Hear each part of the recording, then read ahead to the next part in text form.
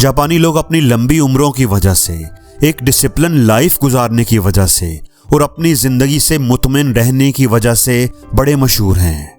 आज की वीडियो में मैं आपको जापानी लोगों की 7 ऐसी आदतों के बारे में बताऊंगा जो इनकी खुशी से भरपूर एक मुतमईन जिंदगी का राज हैं, उसकी बुनियाद हैं। देखने में ये आदतें बिल्कुल छोटी सी हैं, लेकिन इनका असर बहुत गहरा है। आम सी नजर आने वाली ये आदतें इतनी ताकतवर हैं कि ये आपकी जिंदगी को बेहतर और खुशहाल बना सकती हैं। ये सब ऐसी आसान आदतें हैं जिन्हें आप आज से ही अपना सकते हैं।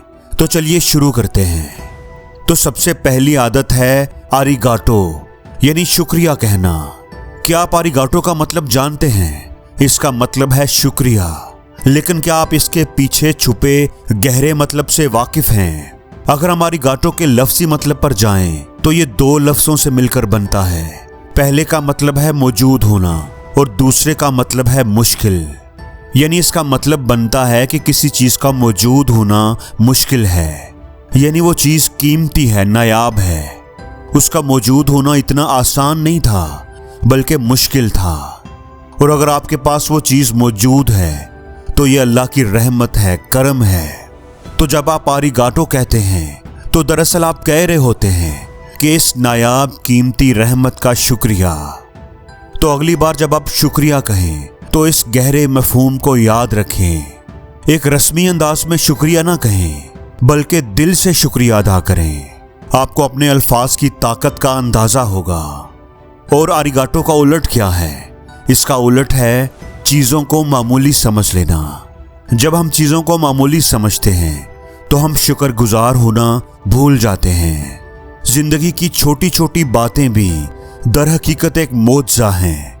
अल्लाह की हम पर रहमत है।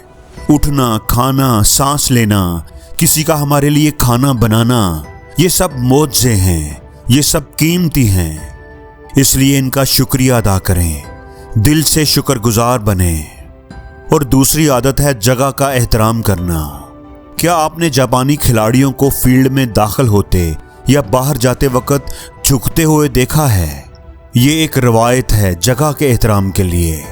वो किसी और का नहीं, उस खेल के मैदान का शुक्रिया अदा करते हैं। हम खेल में अपनी मेहनत जरूर करते हैं, लेकिन ये सब मुमकिन उस जगह की बदौलत होता है जहां हम खेलते हैं। शुक्रगुजारी का इजहार सिर्फ इंसानों से नहीं, बल्कि जगहों से भी किया जाता है। आपका कमरा जहां आप सोते हैं, आपका घर जहां आप रहते हैं, आपका ऑफिस या दुकान जहां से आप रिज़्क कमाते हैं, उनके लिए भी हमें शुक्रगुजार होना चाहिए। किसी भी जगह के लिए शुक्रगुजार होना आपको आजिज़ी सिखाता है।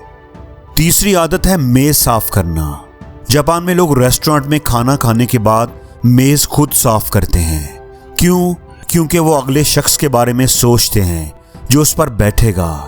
आप कह सकते हैं कि ये तो स्टाफ का काम है, लेकिन अगर हम थोड़ा सा साफ कर दें तो स्टाफ का काम भी आसान हो जाता है। अगला कस्टमर भी खुश हो जाता है और हम खुद भी अच्छा महसूस करते हैं। तो एक काम से 3 लोगों को खुशी मिल गई, सबके लिए फायदा। चौथी आदत है हंसना। दुनिया में कोई कौम इतनी जल्दी हंसने वाली नहीं है जितनी जापानी कौम है। ये लोग हमेशा खुश रहते हैं।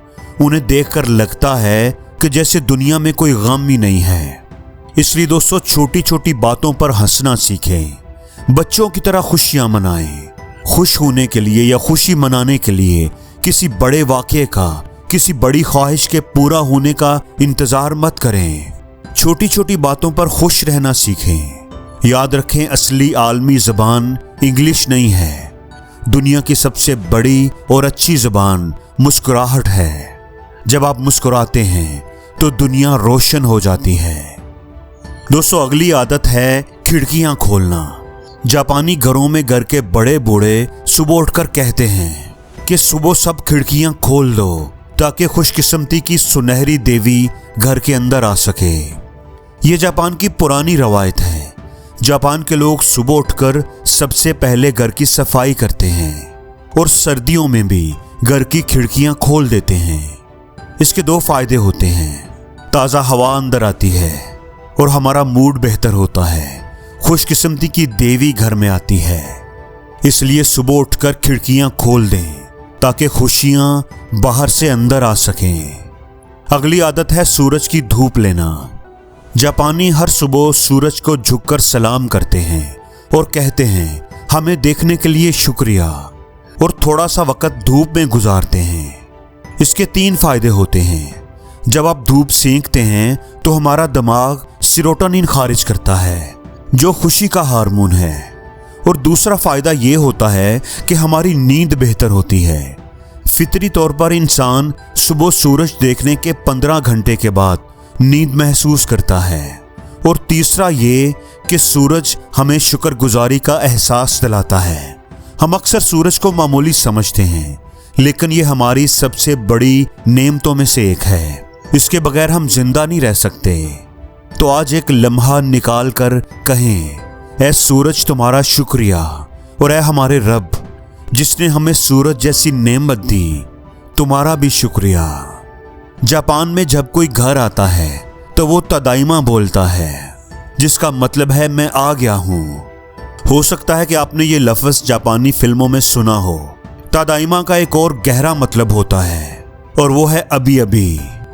हम सब अक्सर माजी के पछतावों और मुस्तकबिल की फिक्रों में उलझे रहते हैं, लेकिन सच तो ये है कि ना हम माजी में जा सकते हैं और ना ही मुस्तकबिल में जी सकते हैं। हमारे पास सिर्फ अभी है, यही लम्हा है, और तदाइमा हमें याद दिलाता है कि मौजूदा लम्हे में जीना कितनी ताकत रखता है। तो अगर आप कभी खुद को परेशानी या अफसोस में उलझा पाएं तो एक गहरा सांस लें, आंखें बंद करें और ये लफ्ज़ बोलें तदाइमा, और फिर आहिस्ता से आंखें खोलें और खुद को हाल में खुशामदीद कहें और बोलें मैं आ गया हूं।